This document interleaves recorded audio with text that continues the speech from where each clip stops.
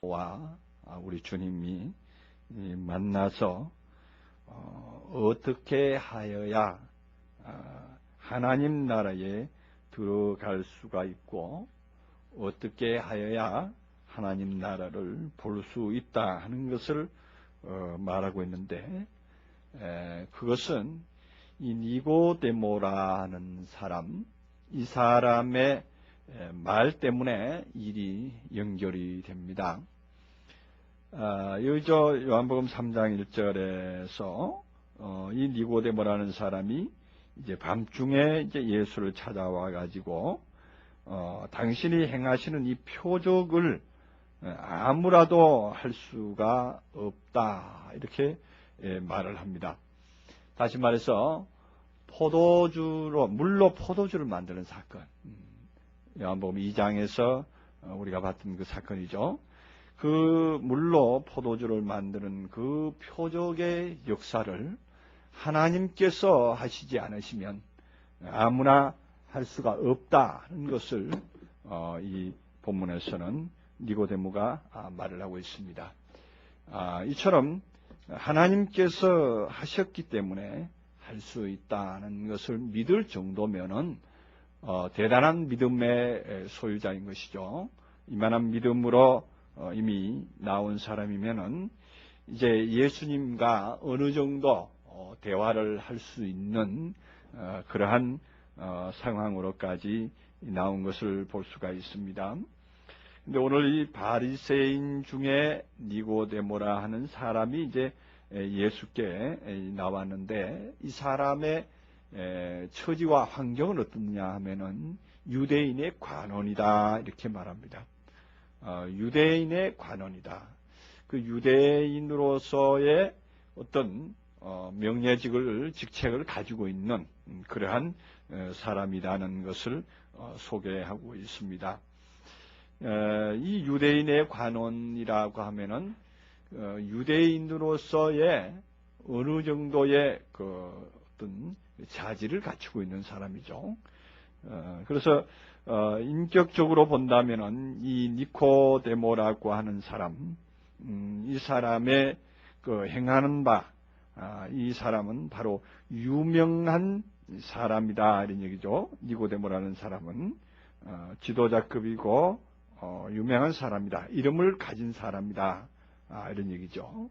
그 이름을 가진 사람이 이제 예수께 와서 이처럼 밤중에 예수께 와서 라삐오, 우리가 당신의 하나님의 보내신 줄을 하나님께로서 오신 선생인 줄을 아나이다 이렇게 말을 합니다. 밤중에 왔다 하는 것, 이것이 이제 좀 우리에게 무언가를 암시하고 있는 것 같습니다. 이 사람의 마음이 지금은 밤중이라는 얘기죠. 실제적으로 이제 밤에 왔을 수도 있겠죠. 환경으로 본다면 유대인의 관원으로서 있으면서 이제 밝은 대낮에 예수를 만날 수가 있겠는가 하는 것이죠. 유대인들의 관원으로서는 예수를 인정하는 사람은 출교를 한다고까지 이미 그 세계에서는 명명되어 있던 이러한 상황인데, 니고데모가 함부로 나설 수가 없는 이런 상황이 되겠죠. 그러나 그렇게도 볼 수가 있는, 역사적인 사건을 본다면 그렇게도 보여집니다. 그러나 오늘 이 본문의 상황을 보면은 그 영적인 의미가 상당히 깊이 깔려 있습니다. 근데 영적인 의미가 이처럼 깊이 깔려 있고, 육으로 난 자는 육이고 영으로 난 자는 영이다 이렇게까지 표현을 하는 이 말씀이 있는 이 3장에서 우리가 어떤 유계적인 차원의 어떤 역사적인 사건, 아니면 시간적으로 니고데모라는 사람이 유대인의 관원으로 있다가 이렇게 나왔다 이렇게 보기에는 좀 무리가 있지 않는가 이런 얘기입니다. 다시 말해서 이 말은 바로 영적인 밤중을 만난 유대인과 같이 바리새인적인 어떤 관습을 가지고 있는 사람입니다. 그러나 그 사람이 표적을 인정을 했다는 것이죠. 예수님의 표적을 인정했다는 것이죠. 이것이 참 귀한 것입니다. 예수님의 표적을 인정하고 예수님께서 행하시는 모든 말씀을 이해는 한다고 하지만 어떤 식으로 이해를 하고 있느냐? 이건 바리새인적으로 이해를 하고 있다는 얘기죠. 분리주의자적인 차원에서 이해를 하고 있다는 것입니다. 우리가 하나님의 말씀을 들을 때에 하나님의 말씀이 나와 결탁되어서 나에게 유익을 이루는 쪽으로 우리가 해석되고 그것이 나에게 큰 유익이 되어야 되는데 유익이 되지 아니하고 오히려 그 아름아름으로 말미암아 다른 사람을 배격하는 일, 다른 사람을 배격하고 갈라내는 일을 하는 그러한 복음이 들어 있습니다. 특히나 원어를 하네 아니면은 별도의 성경을 좀 배웠네 하는 분들이 보면은 대다수가 분리시킵니다. 자기와 다른 사람과 이 복음을 아는 사람과 복음을 모르는 사람과의 분리를 시키는 그러한 차원에 있는 사람이 있는데 그것은 왜 그런가? 왜 그러한 마음이 나오는가 하는 것은 바로 아직 이 니고데모와 같은 관습 속에 있기 때문입니다. 자기 스스로의 어떤 명예나 자기 스스로의 어떤 우월감 같은 것을 가지고 있는 거예요. 복음은 우리가 들으면 들을수록 자신이 더 낮아지고 자신이 더 남들 앞에서 겸손해져야 되는 것이 당연합니다. 섬기는 자의 입장에 들어가는 것이 당연합니다. 섬기는 자의 입장에 들어가야 될 이 그리스도의 복음이 이제 처음에 들어올 때는 좀 우쭐한 것이 있죠. 이제 남들이 알지 못하고 남들은 세상적인 차원에 그냥 머물러 있는데 나는 이것을 이제 초월했다. 이거보다 더 좋은 거, 그보다 남들보다 더 한 단계 더 높은 복음을 가졌다. 이렇게 해서 자기도 모르게 우쭐해가지고 많은 사람들 앞에서 일반적인 그냥 평신도들 앞에서 자기를 자랑하고 그냥 괜히 옆에 가서 좀 아는 척하고 이렇게 나설 때가 있습니다. 그러한 마음을 가지는 것은 바로 자신이 스스로 높아지고자 하는 자신이 스스로 어떠한 위치에 올라가고자 하는 그러한 마음이 사람 속에는 다 있습니다. 상대적인 어떤 즐거움이라는 거죠. 다른 사람의 불행이 자신의 행복이다. 이렇게 하는 말도, 우리가 가끔 들어보는데, 그런 것이 어디서 나오는가? 다른 사람이 알지 못하기 때문에 나는 상대적으로 알고 있기 때문에 나는 기쁘다. 이런 얘기입니다. 나는 자랑할 거리가 있다. 이렇게 생각을 하는 그러한 사람들이 있는데, 절대 복음만에서는 그래서는 안 됩니다. 복음으로서는 절대 그렇게 해서는 복음이 확장되지도 않고 자신도 이 니고데모와 같이 좁은 마음으로서 좁게 방향을 보고 갈 수밖에 없습니다. 그러나 복음이 이제 속에 들어와서 자신을 승화시키고 자신을 변화시킨 사람은 이 니고데모 차원, 이 바리새인적인 사고를 벌일 수가 있습니다. 성경에 바리새인과 사두개인, 유대인들 상당히 많이 나옵니다. 많이 나오는데 그것이 그때 당시 역사적인 바리새인, 역사적인 유대인 이렇게 생각하면 안 됩니다. 오늘날에도 현실적으로 유대인적인 사고방식, 유대인적인 복음을 가지고 있는 사람이 있는가 하면은 또 거기서 또 한 단계 더 들어갑니다. 우리 안에서 복음을 가지고 있으면서도 어떤 사람을 분리시키고 어떤 사람의 복음을, 어떤 사람의 아는 것을 너는 그것밖에 모르는 거야. 이런 식으로 일축해서 갈라내고 걸러내는 그러한 사람들이 있는데 그러한 일이야말로 참으로 밤중을 만난 사람입니다. 니고데모라고 하는 어떤 유다적인 기질을 가지고 있는 그러한 어떤 명예를 가지고 있지만 자신은 어두운 밤이다 하는 얘기입니다. 자신은 어두운 밤의 상황에 만나다가 보면은 분명히 예수 그리스도의 표적은 분명하다. 예수 그리스도의 말씀은 분명하다. 내 안에서 역사하는 생명의 말씀, 물이 변해서 포도주로 만들어지는 생명의 역사는 경험했다고 하더라도 아직까지 무엇을 모르느냐?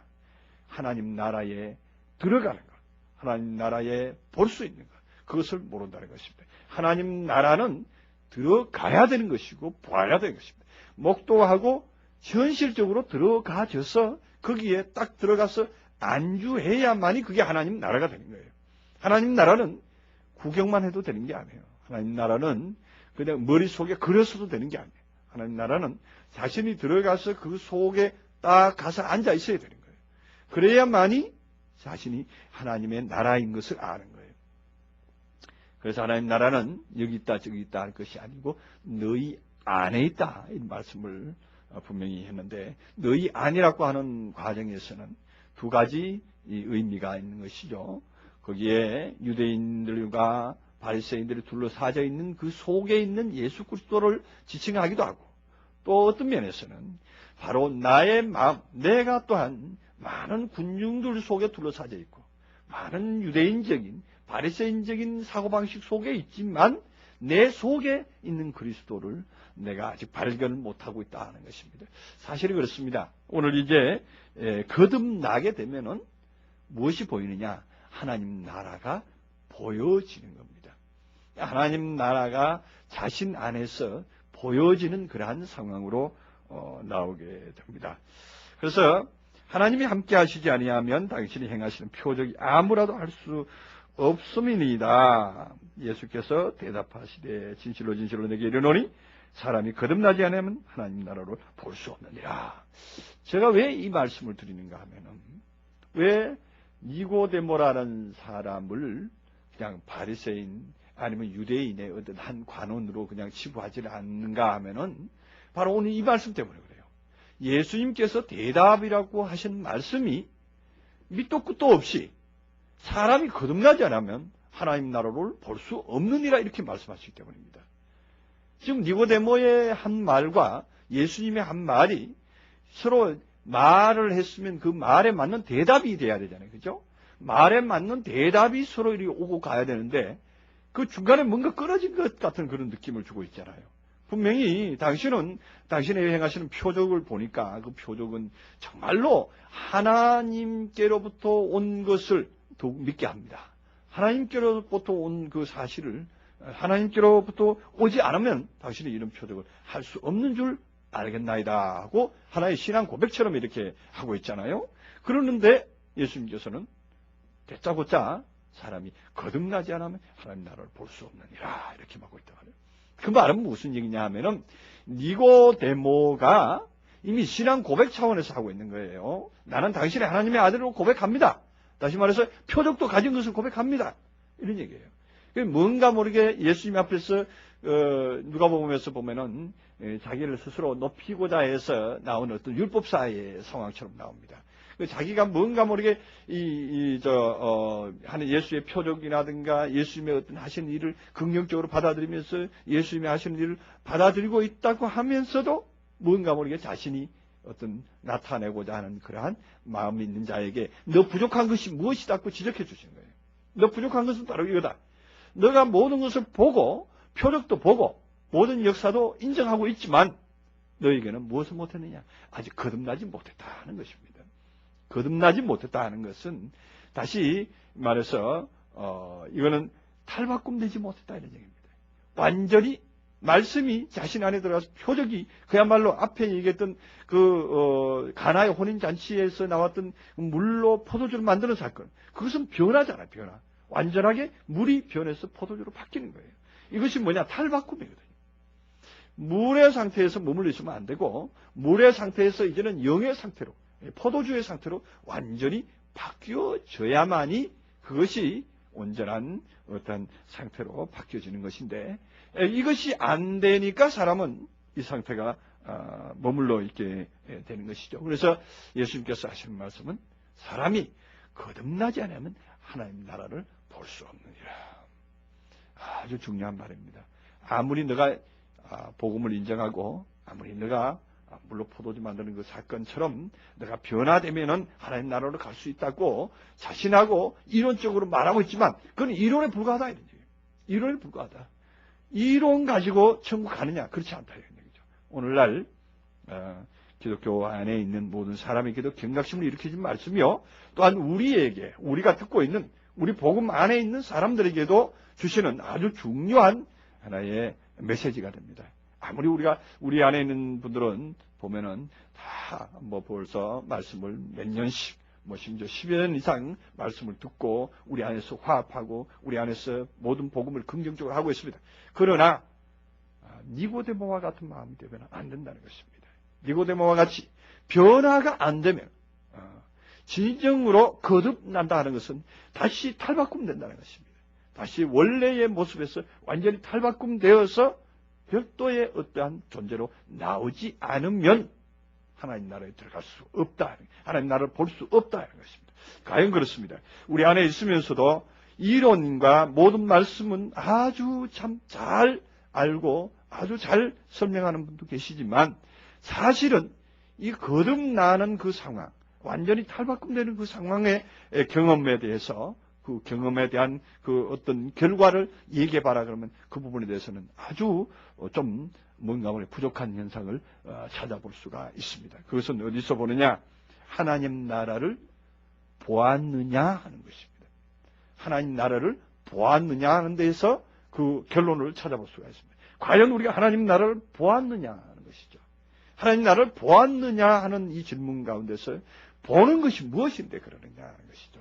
하나님 나라를 본다는 것은 자신 안에서 하나님 나라가 형성되어 있어서 그 되어 있는 그 나라를 누릴 때에만이 볼 수 있는 거예요. 누릴 때, 도달했을 때만이 볼 수 있는 거거든요. 그 도달하지 않은 상태에서 가상적으로는 얼마든지 자신이 그림을 잘 그릴 수가 있습니다. 그림을 잘 그릴 수가 있습니다. 특별히 하나님 나라에 대한 그림을 잘 그리는 사람일수록 막상 물어보면은 하나님 나라에 대한 체험이 굉장히 적은 것을 볼 수 있습니다. 상대적으로 적은 걸 볼 수 있습니다. 우리가 마치 그런 것이죠. 우리가 시골에 있는 그 학생들이 수학여행을 와서 남대문을 이제 봤는데 남대문을 보고 가서 친구들한테 이제 말을 하는데 이제 수학여행 온 사람과 안 온 사람의 상황에서 이제 모든 그 친구들에게 말을 하면은 사실 별로 할 말이 없어요. 어떤 집과 같더라. 옛날에 우리 시골에 있는 어떤 학교와 같고 아니면 어떤 집과 같더라. 집과 같이 생겼는데 사실은 그게 사람이 사는 것이 아니고 어떻게 됐더라. 이렇게 설명할 수 있지만 이제 한 번도 가보지 못하고 그림으로만 본다거나 아니면 어떤 얘기만 들은 사람은 그 구구절절히 더 표현을 더 잘하려고 참 어떻게 하면은 더 잘 알아듣게 할까 싶어서 그냥 들은 거 이 사람한테 저 사람한테 들은 거 종합적으로 얘기를 다 꾸며낼 수가 있습니다. 그 꾸며내다 보면은 꾸며낸 내용이 사실 갔다 온 사람보다 더 어떻게 아름답게 보이고 더 치장을 많이 한 경우가 있습니다. 그 왜 그러느냐? 사실은 안 봤기 때문에 자기도 뭔가 모르게 남한테 주워 들은 것이 아직 검증이 안 된 상태에서 그냥 드러내는 것뿐입니다. 이러한 상태를 우리는 볼 수가 있습니다. 그래서 지금 오늘 예수님께서는 하나님 나라를 보는데 어떻게 하면 보느냐? 거듭나면 완전히 거듭나면 볼 수 있다 하는 것인데 이 거듭나는 사건을 이제 예수님께서 구체적으로 설명을 합니다. 거듭난다고 하는 그 사건을 거듭나지 않으면 하나님 나라를 볼 수 없느니라. 니고데모가 가로되 사람이 늙으면 어떻게 날 수 있삼나이까? 두 번째 모태에 들어갔다가 날 수 있삼나이까? 하고 되묻습니다. 사람이 다시 죽었다가 아니면은 다시 어머니 모태에 다시 들어갔다가 나올 수 있습니까? 하고 니고데모의 질문이 됩니다. 자, 이것이 여기서도 말하는 니고데모를 우리는 인간적인 표현에서 니고데모에게 거듭나라 그러니까 어머니 모태에 들어갔다가 나라는 모양이다 이렇게 생각을 이제 하가는 수가 있는데 제가 아까 전제를 했습니다. 이 복음은 이 요한복음은 이제까지는 한 차원 업그레이드된 상태에서 봐라는 얘기죠. 이제 중간 지점쯤에서 끊어서 봐야 됩니다. 이게 하단 맨 밑에 있는 세상적인 어떤 역사적인 관념을 가지고 거기서부터 시작해서 보면은 착오가 많이 벌어집니다. 예수님께서 하신 말씀이 동문서답을 도저히 이해할 수가 없습니다. 그러나 니고데모가 이 모태라고 하는 이 모태, 니고데모가 말하는 모태는 어떠한 것을 말하는가 하면은 이제 사도 바울이 말하는 모태죠. 우리가 잘 아는 갈라디아서 4장에 보면은 4장 24절 이하에 쭉 보면은 땅에 있는 예루살렘, 위에 있는 예루살렘. 아브라함에게 두 아내가 있는데 하나는 위에 있는 예루살렘, 하나는 땅에 있는 예루살렘이다. 그리고서는 이제 위에 있는 예루살렘은 곧 우리의 어머니다 이렇게 바울이 고백을 합니다. 그 사도 바울의 어머니는 위에 있는 예루살렘이고 그 위에 있는 예루살렘은 곧 사라다. 이런 표현이 연결이 되는 그러한 말씀이기도 합니다. 자, 그렇다면은 그 위에 있는 예루살렘이 어머니라는 표현입니다. 그 모태라는 것이나 어머니라는 것이나 똑같은 것이죠. 다시 말하면 니고데모라는 사람은 이미 어머니 모태에서 이미 자신이 생성되어서 어느 정도의 수준에 다시 이르렀는데 또다시 가서 배워서 오란 말입니까? 이런 얘기예요. 다시 말해서. 또다시 내가 가서 배워서 와야 된다는 말입니까? 내가 아직도 안 됐단 말입니까? 이런 얘기예요. 내가 아직도 안 됐단 말입니까? 하는 이 말 때문에 예수님은 다시 말하는 거예요.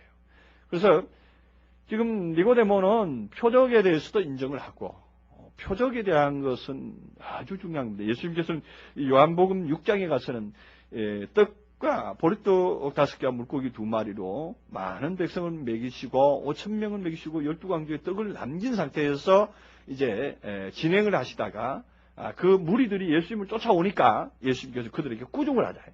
너희가 나를 따르는 까닭은 표적을 본 까닭이 아니다. 오히려 떡을 먹고 배부른 까닭으로 온다. 이런 얘기였습니다. 그러면 표적을 본 까닭으로 오는 사람은 예수님께서 맞아 드리겠다는 얘기가 다름없잖아요. 진정으로 표적을 봐서 표적의 내용을 알고 있는 사람이 많으면 너희가 나를 따라오는 것이 합당하지만 떡 먹고 배부르니까 따라오는 것은 내게 합당치 않다. 이런 얘기였거든요. 거꾸로 바꿔서 말하면 그런 얘기예요. 그렇다면 오늘 이 표적을 인정을 하는 니고데모는 다시 말해서 표적을 인정한다는 것은 예수 그리스도의 변화의 역사를 인정한다는 얘기입니다. 그러나 무엇으로 인정한다는 얘기냐? 유대인의 관원으로서 바리새인적인 차원에서 인정을 한다는 거기 때문에 문제가 되는 거예요. 그렇기 때문에 예수님께서는 단도직입적으로 거듭나야 돼. 그 차원 가지고는 안 된다. 한 차원 더 나가야 된다 하는 것을 얘기하고 있는 거예요. 그래서 그 차원은 더 나가야 된다는 것은 무엇이냐? 거듭나라는 것을 말합니다. 그 거듭나라는 것은 다시 내가 아버지 모태에, 어머니 모태에 다시 갔다가 나오란 말입니다. 여긴 늙으면 하는 얘기가 이미 나는 익었는데 이런 얘기예요. 나는 이미 익어져 있는데 나는 이미 이 차원으로 올라와 있는데 또다시 가서 배워야 된다 하는 말입니까? 하고 말을 합니다. 그렇기 때문에 그게 참 중요합니다. 아주 중요한 말입니다. 이 말이 뒷말씀과 연결이 되는데 무엇하고 연결이 되느냐 하면은 5절 하반부에 무엇이 있느냐면 예수께서 대답하시되 진실로 진실로 내게 이르노니 사람이 물과 성령으로 나지 아니하면 하나님 나라를 들어갈 수 없느니라 이렇게 말합니다. 자, 물과 성령으로 나지 아니하면 하고 말하거든요. 이 물과 성령으로 나지 아니하면 여기서 엄청난 우리가 깊이를 발견을 해야 됩니다. 엄청난 깊이인데 무엇이 얘기냐면은 물로서부터도 나오고 성령으로부터도 나와야 된다 하는 것을 말합니다. 에크에크를 쓰고 있다고 그랬죠. 이 에크에크는 참 중요하게 쓰여져 있는 것입니다. 물로서부터도 나와야 되고 그 다음에 에크 휘다토스 카이 푸니마토스라고 말하는데 에크 휘다토스 카이 휴누마토스 이렇게 쓰고 있는 어법입니다. 그래서 에크를 2번 쓰고 있기 때문에 에크가 휘다토스에도 해당이 되고 푸니마토스에도 해당이 된다 이런 얘기입니다. 2번이나 쓰여있기 때문에. 그렇다면 무슨 얘기냐? 물에서 머물러 있어도 안 된다. 그리고 성령으로 머물러 있어도 안 된다. 이게 엄청난 표현이다 하는 겁니다. 오늘날 니고데모는 어디에 있었느냐? 물도 좋아했고 성령도 좋아한 상황입니다. 물에서도 머물러 있고 성령에서도 머물러 있는 것이거든요. 자, 그러면 우리가 이 상태를 어떠한 상태로 봐야 될 것이냐? 오늘날 말씀 그러면서 말씀이 좋습니다. 아니면 성령의 역사가 좋습니다. 아니면은 이론이 좋습니다. 이런 모든 말씀들 안에 머물러 있다면은 아직도 무엇이냐? 아직도 거듭 안 났다 이런 얘기입니다. 아직도 거듭 안 났다 이런 얘기. 그럼 어떤 말씀의 이론 안에 머물러 있다. 그러면 아직도 멀었다 이런 얘기입니다. 도대체 어떠한 상태를 말하느냐? 예수님께서는 그 다음 구절을 또 이어갑니다. 육으로 난 것은 육이요 영으로 난 것은 영이니 내가 거듭나야 하겠다는 말을 기여기지 말라 이렇게 말합니다. 아주 중요한 얘기죠. 무슨 얘기냐? 육으로 난 것은 육이고 영으로 난 것은 영이다. 육은 뭐를 가리킵니까? 물로 난 것은 육이다 이런 얘기죠.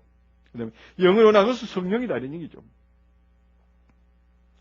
그리고 그건 아직 거기에 있는 것뿐이다 이런 얘기예요. 성령으로 육으로 나서 육에서 물질적인 차원, 아니면 이론적인 차원, 아니면 어떤 문자적인, 아니면 어떤 철학적인, 아니면 어떤 교리적인 차원에 머물러 있는 것은 아직까지 그 물로서 나온 상태다.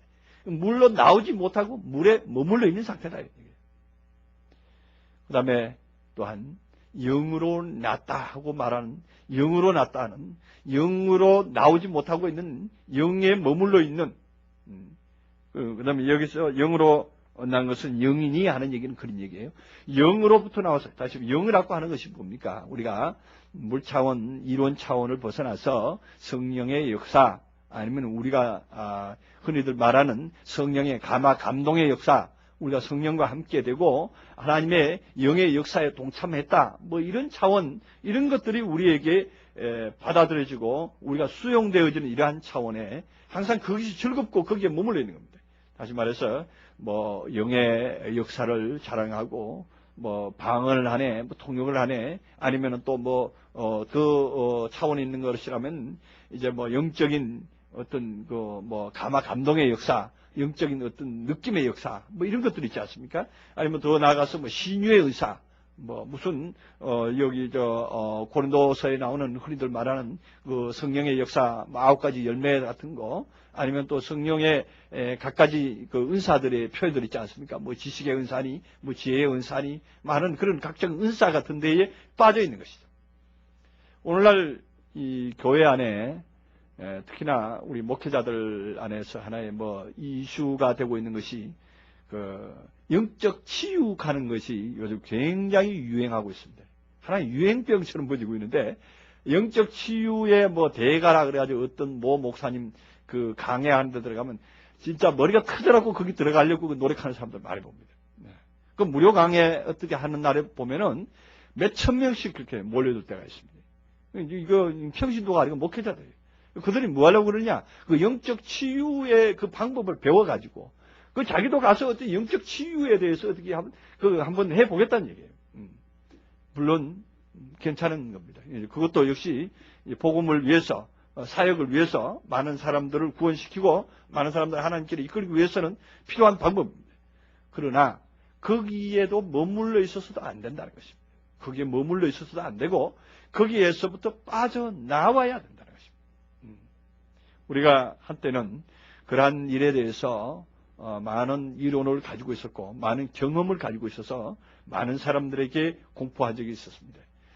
처음에는 우리는 말씀을 가르쳤습니다. 말씀을, 초보적인 말씀, 기초적인 말씀, 이론적인 말씀, 또한 우리가 비유론이라든가 이런 것들을 아주 체계적으로 해서 잘 가르치고 있었습니다. 그러다가 우리 안에서 또한 생명의 역사, 또한 말씀이 증거되는 그 역사 속에서 우리가 성령의 역사, 그래서 방언의 역사를 한다, 그 다음에 통역의 역사를 한다, 이렇게 해가지고 한때는 우리 성도들을 이끌고 저기 삼각산에 꼭대기 올라가서 방언 기도도 하고 같이 통속으로 기도도 하고 많은 활동을 한 적도 있습니다. 그러한 것들, 그 모든 것들이 우리에게 경험으로 와 있어서 그것들을 옛날에 우리 하나의 추억처럼, 옛날에 우리의 경험처럼, 성장 과정 중에 있는 하나의 과정처럼 우리가 여기고 있기 때문에 지금 오늘 우리가 현실이 있는 것이지, 그것이 만약에 그게 좋다고 그러고 아직도 그거 붙들고 그 잡고 아직 앉아 있었다면 주님을 발견하지 못했을 겁니다. 그 다음에 주님의 복음, 다시 말해서 하나님 나라를 볼 수 있는 복음이 우리에게 마련되지 못했을 겁니다. 그러나 우리 하나님께서는 우리를 이끌고 또 이끌으셔서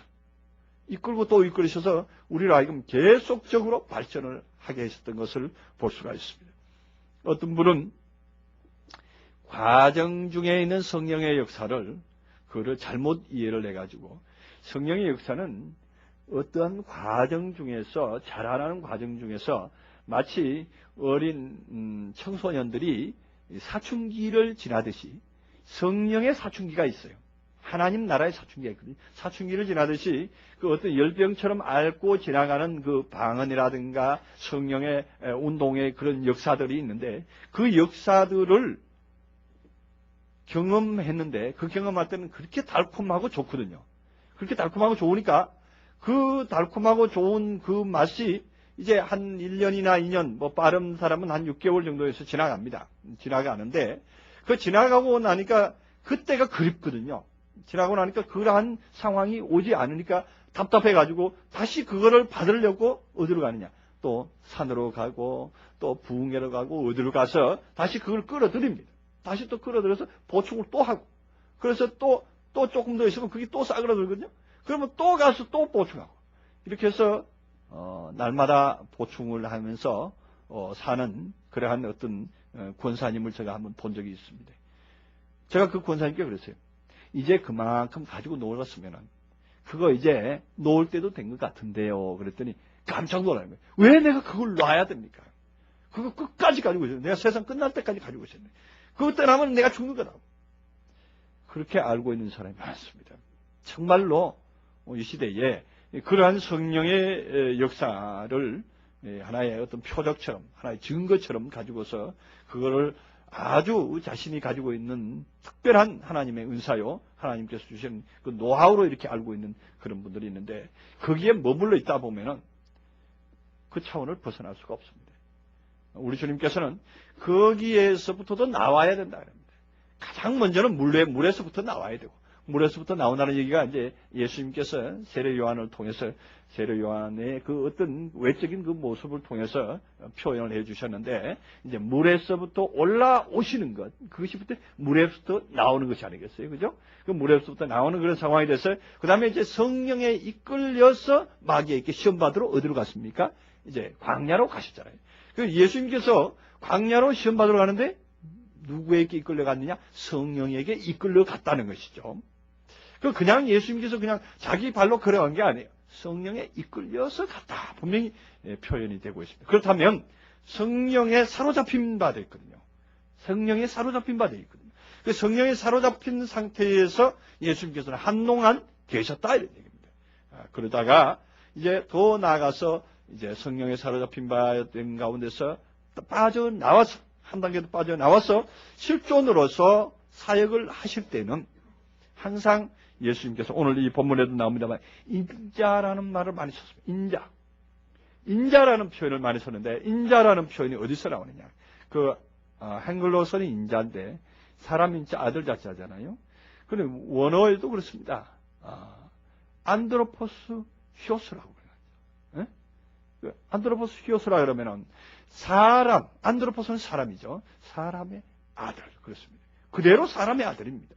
그 사람의 아들로서 무엇이냐? 사람의 아들의 실존으로서 행동을 하셨던 것입니다.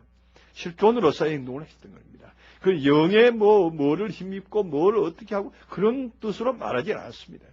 그런 오로지 실존 그 모습 그대로를 가지고 그대로 모든 사람에게 복음을 전했던 것입니다. 그것을 우리는 깊이 깨달아 알아야 될 것입니다.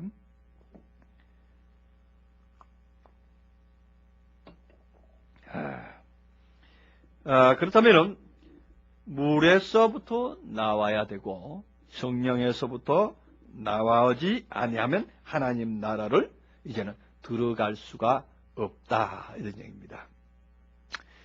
아까는 거듭나면은 하나님 나라를 볼 수 있다 이렇게 말했는데 거듭나지 아니하면은 이제는 물에서 나지 아니하고 성령으로 나지 아니하면 하나님 나라는 들어갈 수가 없다 이렇게 말합니다. 자, 그러면은 오늘날 거듭나지 않으면 하나님 나라를 볼 수 없다 이런 말씀을 반대로 말하면은 거듭나면은 하나님 나라를 볼 수 있다 이렇게 말이 되거든요. 그러면은 오늘날 많은 사람들에게 우리 크리스찬들에게 한번 물어보면은 거듭났습니까? 그러면 네, 거듭났습니다. 그런다고요. 거듭났다 그런다고 분명히.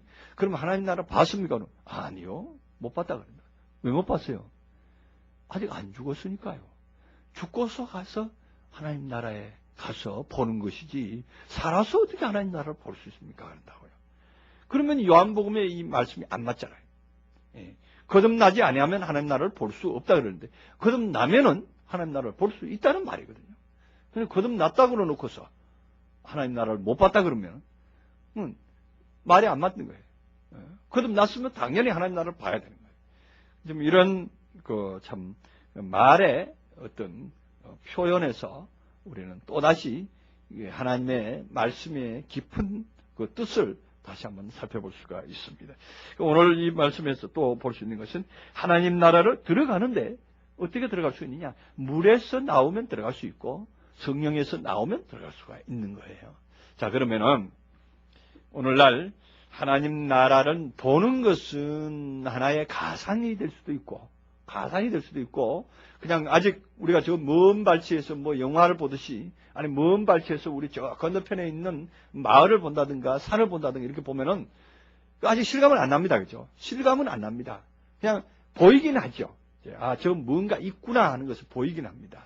그러나 오늘 여기에서 진실로 진실 내게 이르노니 사람이 물과 성령으로 나지 아니하면 하나님 나라 들어갈 수가 없다는 이 말씀은 물과 성령으로 나면 하나님 나라를 들어가는 거예요. 들어간다는 것은 체험입니다. 완전히 체험입니다. 거기 들어가면은 완전히 어떠한 장소에 완전히 내 몸이 들어가서 우리가 쉽게 말하면 이런 거죠. 따뜻한 목욕탕에 우리가 옷을 벗고 들어갔다 그러죠. 들어가서 목욕탕 물 안에 들어가면 따뜻함을 느끼는 거잖아요. 그죠? 그 몸의 체험으로 느껴오잖아요. 그 따스함이 한겨울에 우리가 바깥에서 특히 추운 겨울에서 외지에서 바깥에서 일하다가 집에 들어가서 따뜻한 그 물 데워져 있는데 거기에 몸을 들어가서 몸을 녹일 때 보면은 그 따스함이 온몸에 싹 휘감고 들어오지 않습니까? 그죠? 그런 그 따스함을 느끼는 것. 그 느낄 수 있을 정도의 체험을 하는 것이 뭐냐? 하나님 나라에 들어가는 겁니다. 그래서 이 하나님 나라에 들어가는 것은 정말로 그렇게 쉬운 일이 아닙니다. 쉬운 일이 아닌 것이 뭐냐? 물에서부터 나와야 되고 영에서부터 나와야 된다는 사실이에요. 근데 이 중요한 말씀을 오늘날까지 감춰져 있었습니다. 감춰져 있어서 그 뜻이 무엇인가도, 물론 이 말을 또한 앵무새처럼 제가 이 말씀을 공부한 지가 불과 거의 한 10여 년은 됩니다만은 이렇게 나와야 된다 하는 말씀으로 이제 많이 알려드렸더니 이 말씀을 앵무새처럼 배워서 말하는 사람 많습니다. 물에서부터 나와야 된다. 성령에서부터 나와야 된다. 그런데 그 나오는 게 뭔지, 구체적으로 나오는 게 뭔지를 말하는 사람마다 각각 다 틀려요.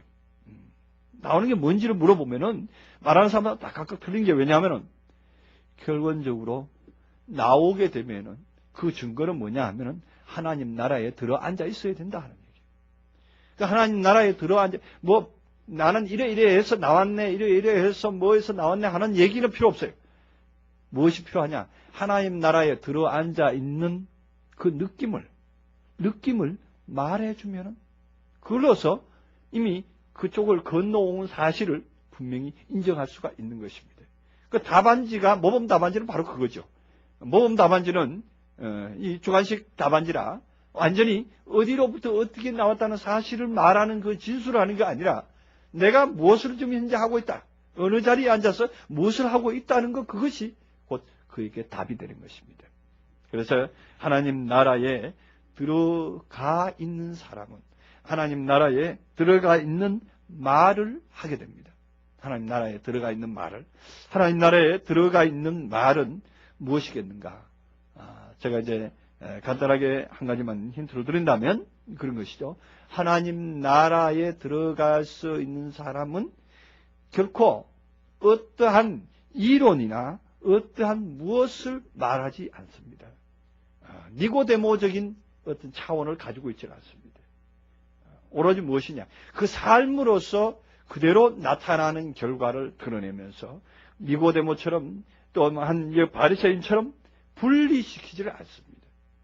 분리시키지 않습니다. 모든 사람의 상황을 과거와 현재와 미래로 구분해서 이해할 줄 아는 것입니다.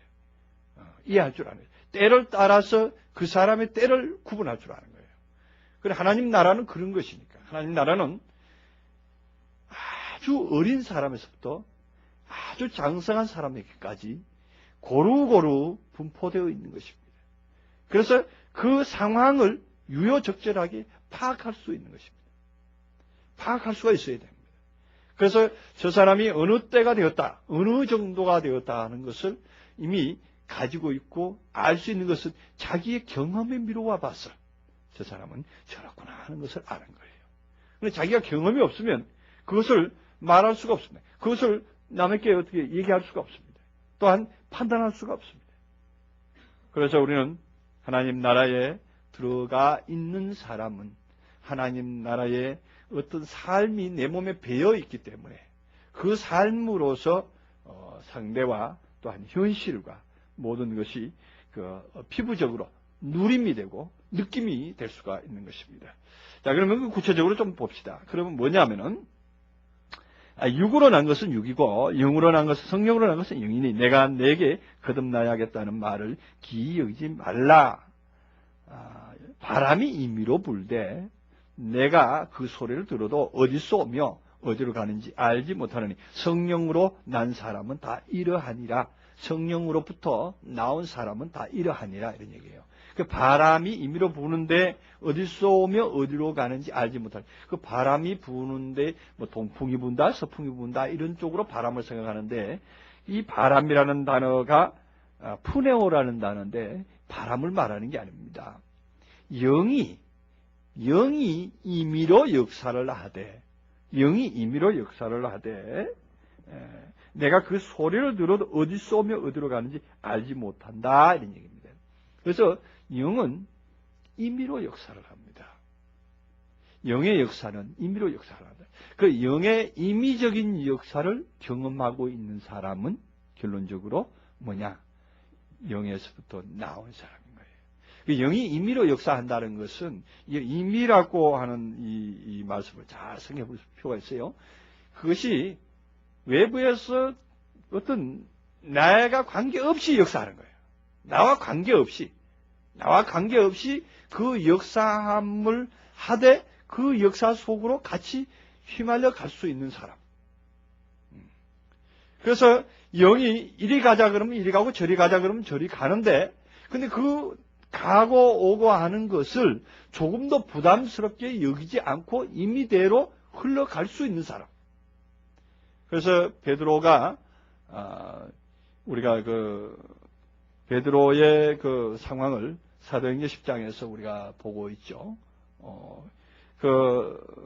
베드로가 어떤 사람 집에 초청을 받는데 그 초청받는 그 상황이 무엇 때문에 초청을 받는가 하면은 자기가 광주리가 내려지는 것을 봅니다.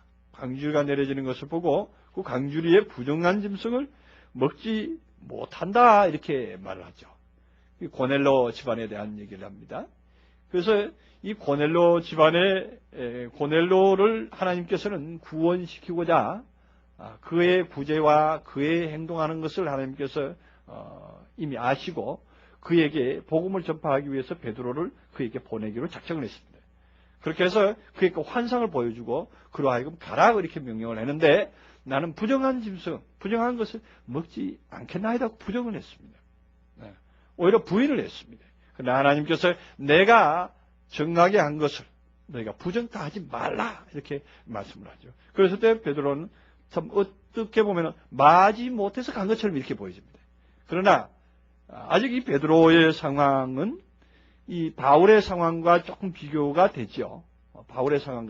바울은 직접적으로 역사를 하면 그 역사함대로 그대로 임의대로 그냥 순리대로 그냥 가고 했던 것을 우리는 볼 수가 있습니다. 그러나 베드로의 상황은 이렇게 환상을 보여주고 멀리 이렇게 보여줘서 이렇게 끌고 가다시피 성령이 끌고 가다시피 하고 있는 이런 상황입니다. 그러나 바울이나 아니면 그 이후에 에베소 이후에 나오는 많은 어떤 믿음의 선진들의 그 상황들을 보면은 그런 것이 아닙니다. 영의 역사가 임의대로 역사를 하는데 그 역사 속에 자기가 같이 포함되어 버린 거예요. 포함되어 버려서 영이 하는 건지 자기가 하는 건지 모를 정도가 되어버립니다. 그래서 예수님께서 말씀하시는 것처럼 아버지께서 일하시니 나도 일한다 그렇게 말했던 거예요. 그래서 아버지의 일이 곧 나의 일이고 내 일이 아버지 일이다. 그 남의 일로 여겨지지 않는 거예요.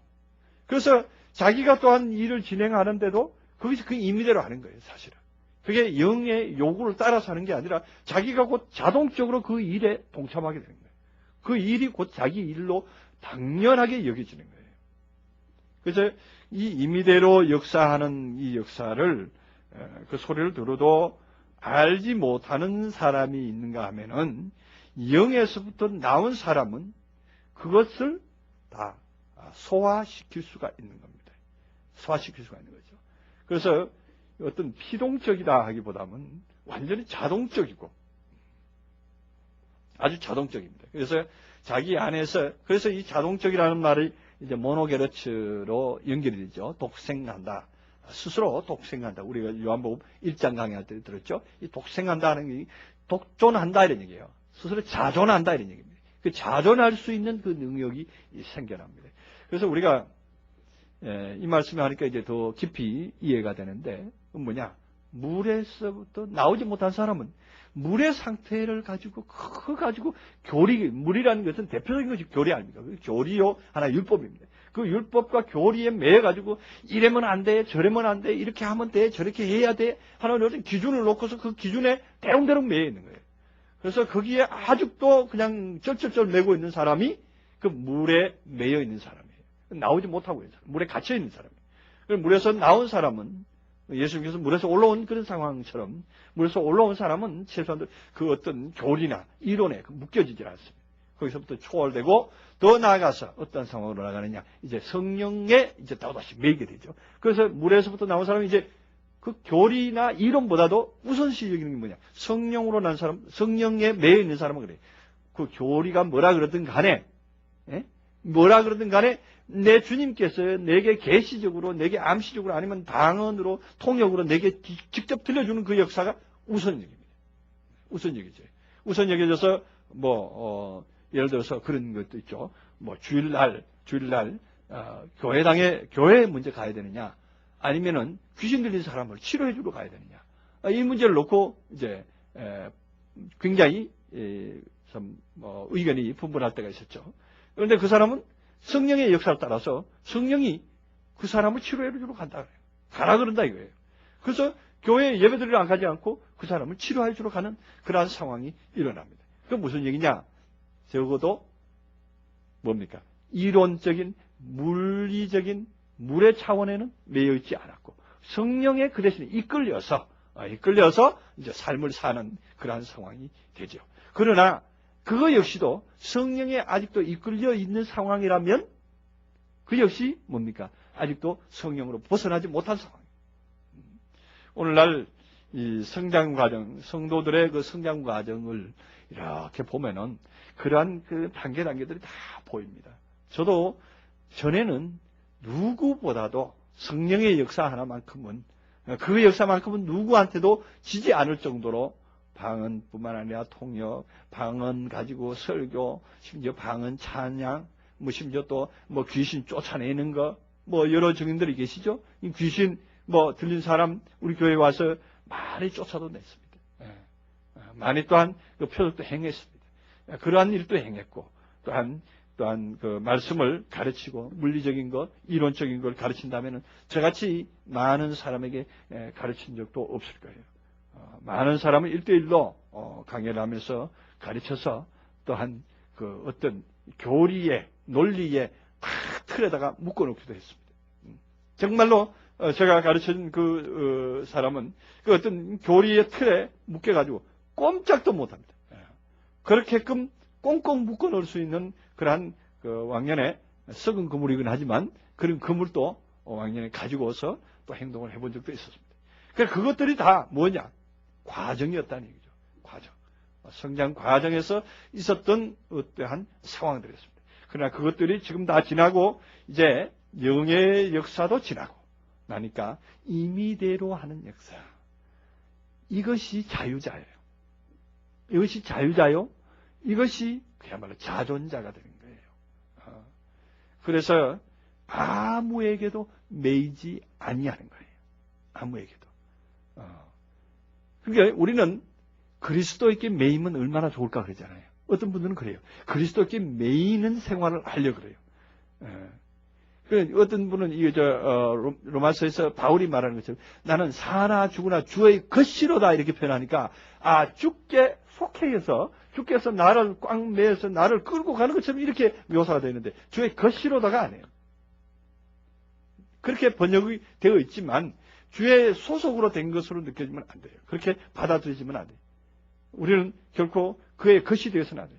그의 존재로 되어져야 돼요. 내가 근지 그가 난지 모를 정도로. 우리가 그 표현은 계시록에서 보면 알 수 있죠. 내가 너에게 들어가서 더불어 먹고 너는 나로 더불어 먹으리라. 그러면 이제 더불어 먹는다고 하는 입장에서 볼 때에 너는 나로 더불어 먹으리라 이렇게 하면은 예수님께서 크니까 제자가 예수께로 들어갔다 이런 얘기가 되겠는데 너는 나로 더불어 먹고 나는 너로 더불어 먹으리라 이런 얘기는 다시 말하면 거꾸로 말을 했으니까 반대로 얘기했으니까 내가 크고 예수가 들어오는 거예요.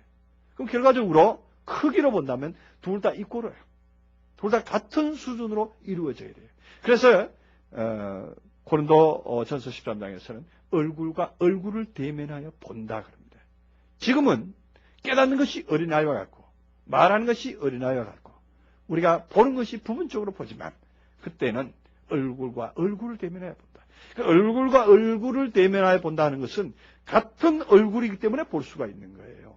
같은 키높이이기 때문에 볼 수가 있는 거예요. 그러나 같은 키높이가 아니고 어느 한쪽이 기울어져 있을 때는 그것은 보는 것이 아니다라는 것입니다. 참, 그래서 이 요한복음 3장에서 이미 이처럼 차원 있는 말씀을 하고 계시다는 것은 참으로 위대한 그 복음이 아닐 수가 없습니다. 그래서 어디로 오며 어디로 가는지 알지 못하되 성령으로 하는 사람 다 이러하니라. 니고데모가 대답하여 가로되 어찌 이러한 일이 있을 수 있었나이까. 예수께서 가라사대 너는 이스라엘 선생으로서 이러한 일을 알지 못하느냐. 진실로 진실로 내게 이르노니 우리는 아는 것을 말하고 본 것을 증거하노라. 그러나 너희는 우리의 증거를 받지 아니하는도다. 아는 것을 말한다. 그 다음에 본 것을 증거한다. 이건 뭔 말입니까? 경험을 얘기한다예요. 경험을 얘기한다예요. 경험을. 그렇잖아요. 예수님은 물 가운데도 계셔봤잖아요. 예.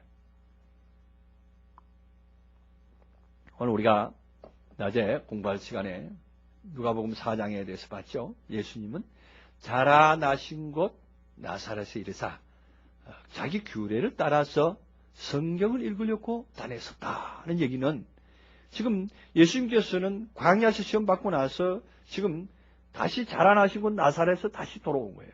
그 전의 생에 대해서 그 전에 무슨 일을 했느냐에 대해서 밝혀주는 중요한 단서가 있는 말씀이에요. 누가복음의 말씀이.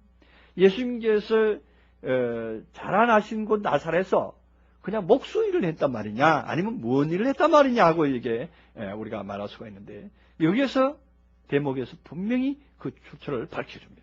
예수님께서는 자라나신 곳 나사렛 그 회당에서 말씀을 읽고 계신 분이었다는 거예요. 왕년에도 읽고 계셨기 때문에 지금 거기 지금 마귀에게 시험 받고 돌아온 이후에도 왕년처럼 똑같이 행동을 했던 거예요. 그러나 말씀이 달라졌던 거예요. 외적인 행위는 같았지만 말씀이 달랐다는 얘기죠. 다시 말하면 우리 역시 마찬가지입니다. 누구든지 그렇습니다. 누구든지 자신이 왕년에는 어떤 이론 속에 있었고 물 속에 있었고 물에 갇혀 있었지만 그 물에서 올라오게 되면은 이제는 성령에 끌려서 성령의 역사를 따라서 광야로 시험 받으러 가고 광야에서 연단받는 그러한 세월을 보내고 그러고 나서 다시 돌아오게 되면은 이제는 다른 사람들이 몰라볼 정도로 말씀이 달라지는 것이죠. 자신이 변화되어 버리는 거예요. 이스라엘 백성이 그랬습니다. 이스라엘 백성이 애굽에서 있다가 어디로 갔습니까? 홍해를 거쳐서 물 가운데로 물로 들어갔다가 다시 나온 셈이 됩니다. 홍해를 거쳐서. 그런데 그게 이제 물과 구름과 바다를 지나면서 세례를 받았고 이렇게 지금 고린도전서 10장에서는 또 말하고 있지 않습니까? 그 대목을 같이 표현할 수 있습니다. 그래서 그 다음에 어디로 갔습니까? 이스라엘 백성이 광야로 갔잖아요.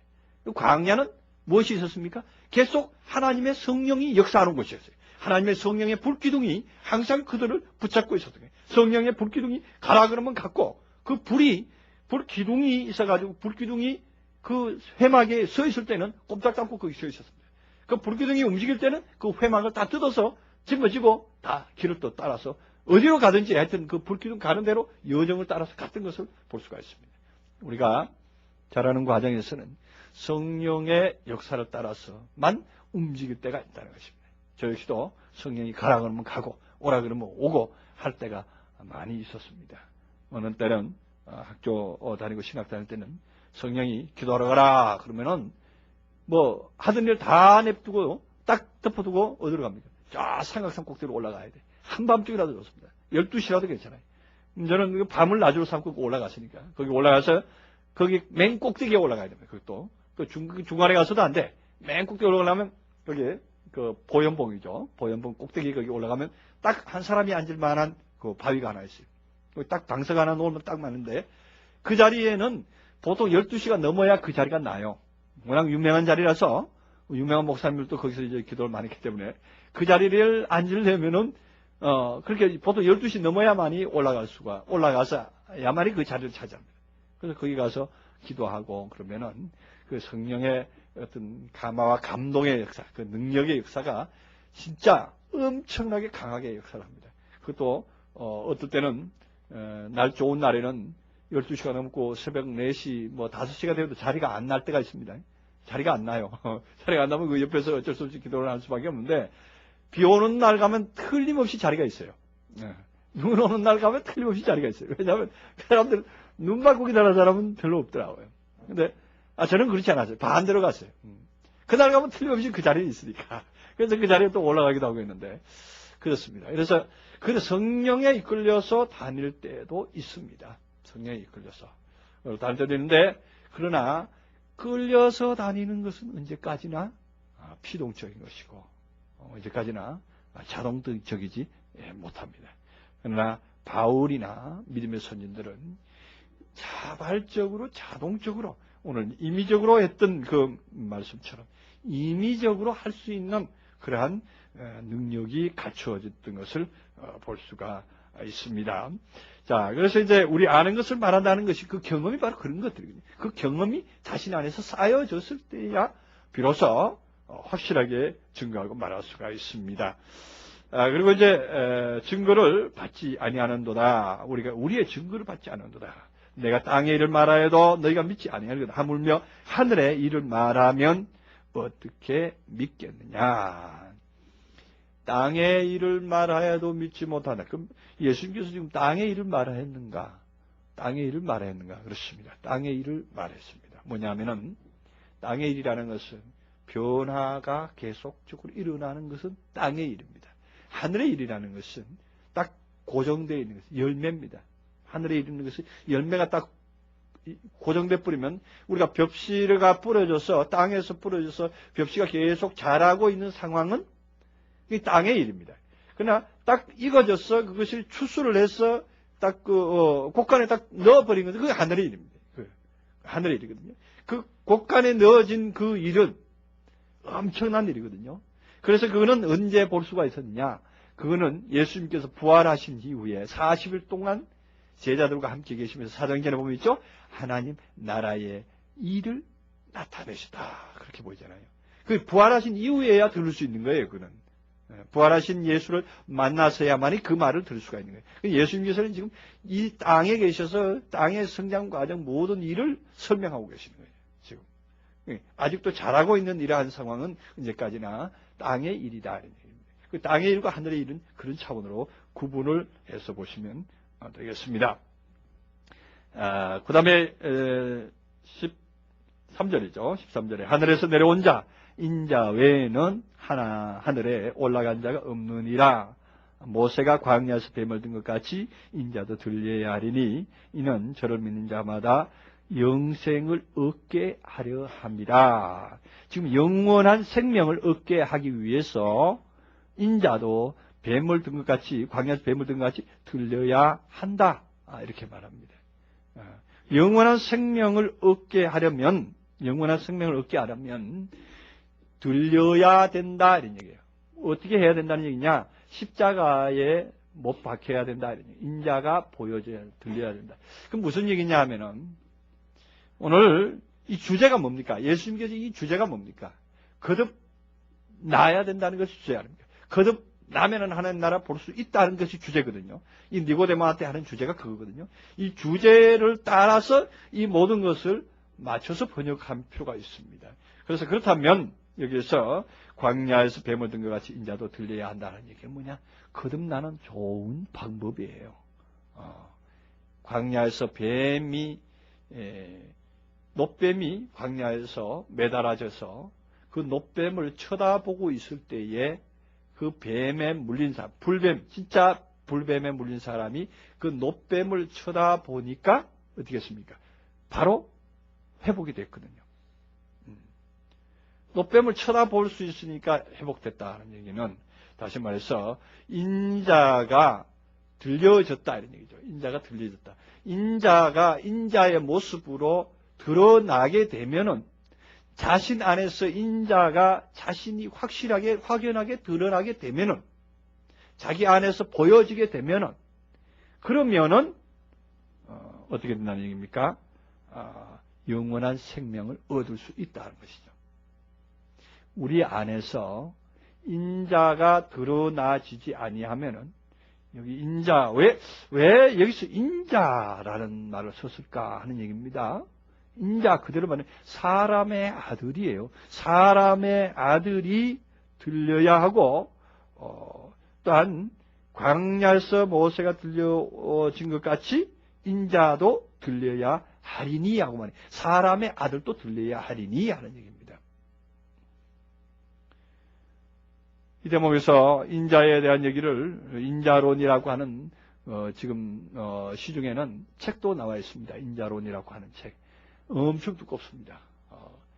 지금 기독교 서점에 가보면 인자론의 책이 꽤 많이 나와 있는데 그 인자론처럼 제가 다 풀어서 말한다면은 한이 없겠습니다만은 그 인자론이 다른 게 아니에요. 사람의 아들이라고 하는 것, 사람의 아들이 또 무엇인가 하는 것이죠. 그 하나님은 어떤 분인가 하는 얘기죠. 하나님은 어떤 분인가 하는 얘기를 우리가 이해를 하면은 금방 이해가 됩니다. 그래서 어디서 보면 수 있습니까? 요한복음 14장에서 빌립이 아버지를 보여주옵소서 그렇게 말하니까 빌립아 내가 너와 이처럼 오래 같이 있었는데 아버지를 보이라 하느냐? 나를 본 자는 아버지를 보았거늘 이렇게 말하잖아요. 그럼 결과적으로 하나님이 인격을 가지고 있는 모습을 보았다 이런 얘기죠. 빌립이 사람의 모습으로 있는 하나님을 빌립이 보았지만 알지 못했다는 거예요. 그러나 인자도 들려야 하리니 하는 얘기는 그 사람의 모습으로 보여지는 하나님 그것이 자신 안에서 보여질 때는 그때는 뭐 하는 사람이다? 영원한 생명을 얻은 사람이다 하는 거예요. 아주 중요한 말입니다. 내 안에서 그리스도의 모습이 사람의 모습인데 그리스도의 모습으로 알아질 때가 있는 거예요. 알아질 때가 있는 거예요. 그 알아질 때 그때는 무엇이냐? 영원한 생명을 가진 자다 하는 겁니다. 정말 쉽고도 어려운 대목입니다. 그런데 이것이 자신이 체험되어지면은 되는 거예요. 체험되어지면 되는데 체험이 안 되어지면은 이런 궤변이 어디 있느냐 이렇게 말할 수도 있습니다. 지금 그래서 우리 주님께서 요한복음 10장에서는 그런 말씀을 하지요. 요한복음 10장에서는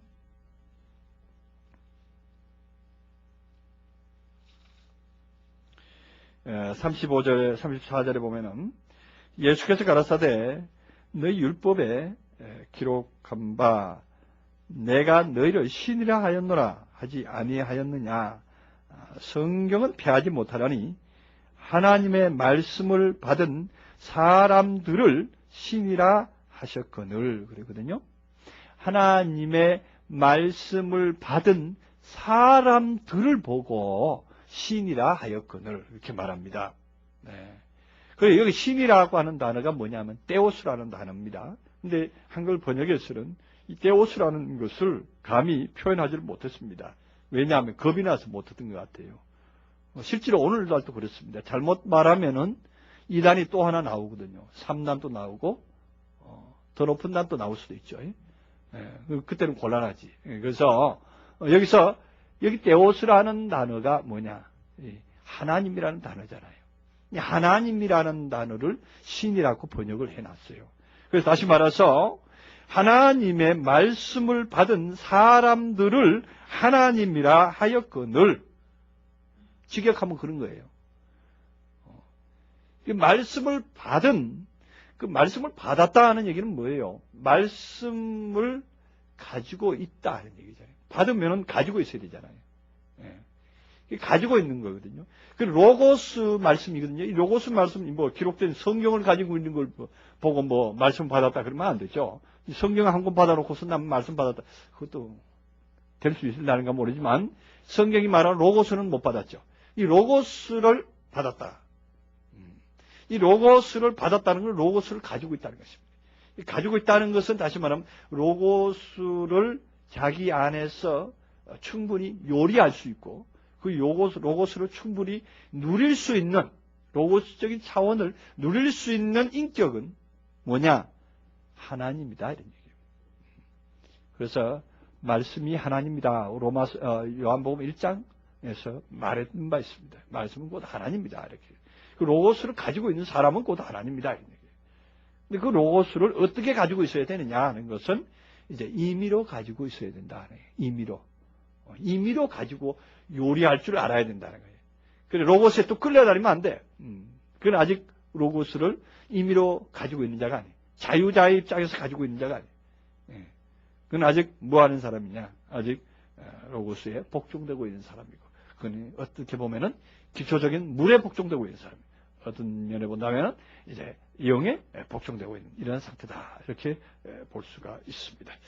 자, 그래서 오늘 이 말씀은 참으로 귀중한 말씀인데 우리가 이 말씀을 어느 정도까지 이해를 하려는지, 우리가 이 말씀을 이처럼 말씀을 드리지만 이해하시는 분들이 몇 번이고 반복해서 들어보시면은 이것이구나 하는 것을 나중에 무릎을 치면서 감복하실 때가 있을 것입니다. 그러나 그것이 이론으로 있을 때는 결코 아닙니다. 니고데모가 될 수밖에 없습니다. 제가 이 말씀을 드리면서 마지막 부분에 이 말씀을 부탁드리는 것은 니고데모를 기억하시기 바랍니다. 행여 니고데모가 아닌가, 내가 이 말씀을 듣고 이론은 충분히 됐다고 하더라도 이 말씀으로서 된 것은 아니다는 것입니다. 아직 말씀은 누구에게 있습니까? 말씀은 저에게 있고 저가 여러분의 귓전에만 있을 뿐이지 그것이 승화되었어요. 변화되었어요. 하나의 실존으로 나오지 않은 상태라면 아직 니고데모다는 것을 잊지 마시기 바랍니다. 그래서 승화돼서 온전히 딱 그 존재, 성경이 말하는 자존하는 그러한 상태가 됐을 때 니고데모를 벗어났다, 거듭났다, 하나님 나라에 들어왔다, 하나님 나라를 보는 자다, 이렇게 말할 수가 있는 것입니다. 그래서 모두가 다 그러한 수준에 다 이르러서 정말로 하나님을 목도하고 만져보고 주목할 수 있는 저와 여러분 되시기를 주님의 이름으로 축원합니다. 기도하시겠습니다. 사랑이 많으신 하나님 감사합니다. 오늘 이처럼 귀한 말씀 우리에게 허락하셔서 우리의 눈을 밝히시고 우리의 귀를 열어서 듣게 하시니 감사드립니다. 주시는 말씀이 우리에게만 있지 말게 하옵시고 우리 각자의 마음속에 온전히 역사하여